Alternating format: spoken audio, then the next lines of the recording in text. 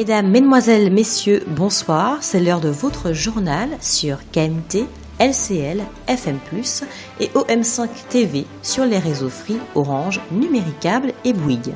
De nombreuses personnalités politiques ont accompagné la famille et les proches d'André Constant, ancien dirigeant du Parti communiste martiniquais, dont les obsèques ont eu lieu ce matin, vendredi 26 août, au cimetière de Sainte-Thérèse. Lors de la mise en terre, l'assistance a entonné la célèbre hymne de l'Internationale.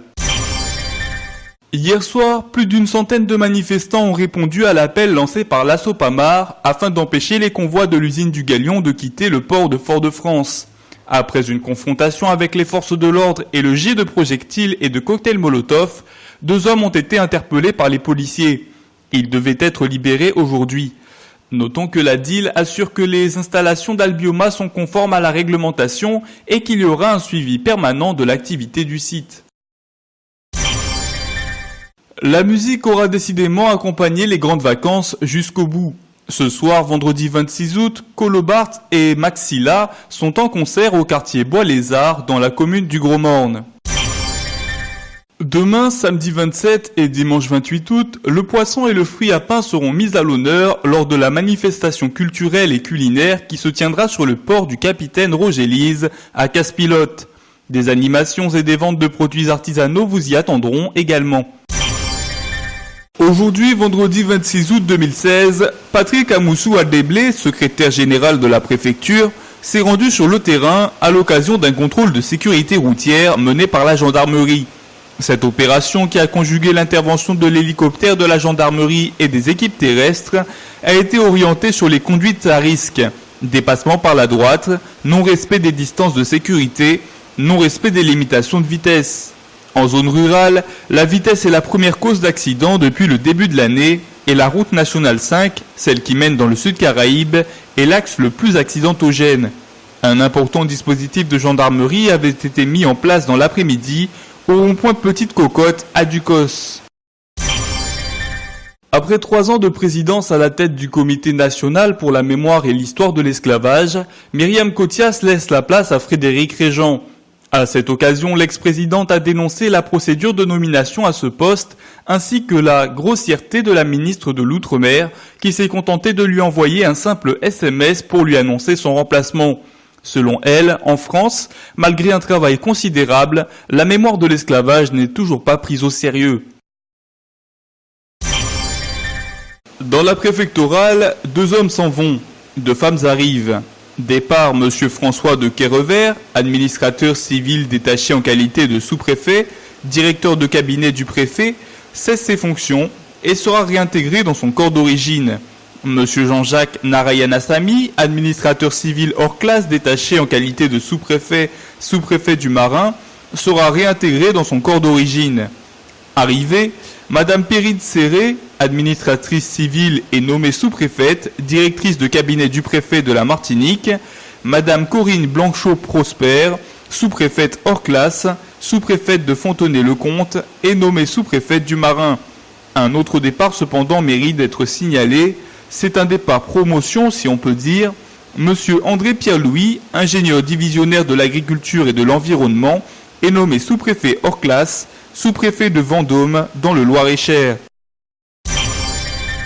Aqualand ouvrira-t-il ses portes à nouveau? Cela fait maintenant 3 ans depuis la saison 2013 que le parc aquatique situé au Carbet a fermé ses portes. Qualité de l'eau, sécurité, stratégie économique, plusieurs démarches doivent être entreprises avant d'envisager une réouverture. Il y a 1 mois, Liliane Hubervik, présidente du conseil d'administration de la société qui gère ce parc, s'est entretenue avec le maire du Carbet. Les services de l'État sont favorables à la réouverture, mais comme le précise le sous-préfet de Trinité et Saint-Pierre, Étienne Guillet, tout dépendra du propriétaire du site.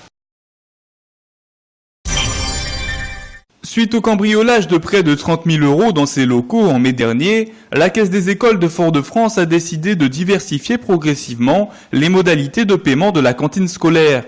Il s'agit de mettre en place un système de paiement en ligne et de décentraliser les guichets, une décision qui pourrait bien faciliter les démarches des parents d'élèves. Suite à la mobilisation de plusieurs organisations syndicales et surtout par décision du tribunal administratif, Philippe Aurore conservera finalement son poste à la tête du lycée agricole de Croix-Rivaille. L'administration avait décidé sa mutation vers la Guadeloupe, je cite, « dans l'intérêt du service », ce qui ressemblait à une forme de sanction. Ce mardi 23 août, nous sommes allés à Bocanal à la rencontre de riverains déterminés à redorer l'image de ce quartier emblématique de la capitale. En effet, d'après les habitants, en dépit des préjugés et parfois même de certains événements malencontreux, Bocanal reste un lieu de convivialité et de solidarité. C'est pour cela que certains habitants de ce quartier s'occupent parfois spontanément de l'entretien des rues et des bâtiments, une mission difficile que la mairie semble avoir délaissée. Et c'est précisément à l'occasion du nettoyage d'une vieille maison que la petite équipe a eu l'idée de faire appel au talent de Jimmy. Cet artiste peintre amateur a effectué un vrai travail de professionnel.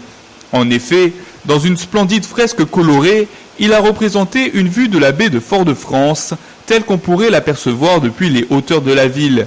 On peut ainsi facilement y repérer les Yoles du Tour qui arrivent près du Fort Saint-Louis. Un grand bravo donc à Jimmy, ce seigneur de Bocanal, qui a su amener une délicate touche d'art dans son quartier. Ce week-end, la Ligue martiniquaise de rugby organise des ateliers d'initiation au beach rugby sur la plage des Résiniers à Trinité. Une discipline déjà expérimentée depuis quelques années dans l'Hexagone, mais nouvelle en Martinique. Il est vrai que le rugby, tant masculin que féminin, est en pleine expansion sur notre île, qui compte déjà 8 clubs. Les demi-finales du trophée Yvon Lubert se sont donc jouées avant-hier, mercredi soir, devant près de 250 personnes au stade Alfred-Marie-Jeanne de Rivière-Pilote. On notera notamment la présence du conseiller exécutif chargé des sports Louis Boutrin et de la veuve de l'ancien joueur pierrotin Yvon Lubert. Prise d'une vive émotion, elle est même descendue dans le stade saluer les joueurs. Au cours de cette soirée, 2 matchs donc. Le premier a opposé le Golden Lion de Saint-Joseph à l'Espoir de Sainte-Luce, qui en dépit de son nom n'a pas su faire le poids face à la rapidité et à la précision de jeu des Spiritains, vainqueurs 4-0. Le second match a lui été remporté par les franciscains du JS Eucalyptus qui affrontaient le CS Vauclinois dans une rencontre très serrée. En effet, après un but en première mi-temps du JS Eucalyptus, les Vauclinois égalisaient en marquant le dernier but du temps réglementaire dans un superbe coup franc rentrant. Cependant, malgré cette belle action, les franciscains l'ont tout de même emporté au tir au but 4-3.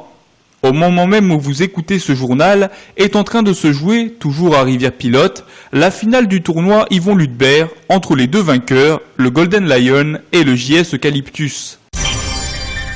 Suite aux attentats du 14 juillet dernier à Nice, le président François Hollande avait appelé les Français à rejoindre la réserve opérationnelle de la gendarmerie pour venir en aide aux gendarmes réguliers si nécessaire. De nombreux ultramarins ont déjà rejoint des centres de formation dans l'Hexagone.